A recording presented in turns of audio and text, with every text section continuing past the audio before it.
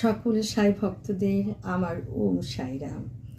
আজকে আমি সাই বাবার একটা গল্প আপনাদের সকলের সাথে শেয়ার করব।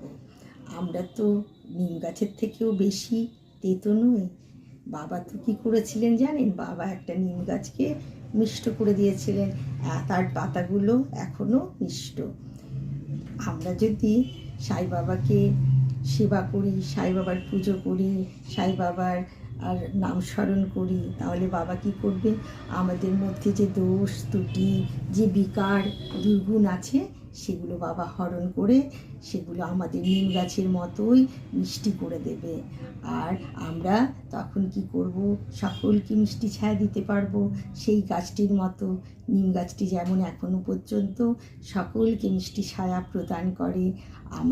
আমার একটা অনুরোধ আপনাদের কাছে, সকল সাই ভক্তদের, যে আপনারাও সাই বাবাকে সেবা করবেন, সাই বাবাকে ভালোবাসবেন, সাই বাবার নাম কীর্তন করবেন। দেখবেন আপনাদের মধ্যে সব দুর্গুণ শেষ হয়ে গেছে।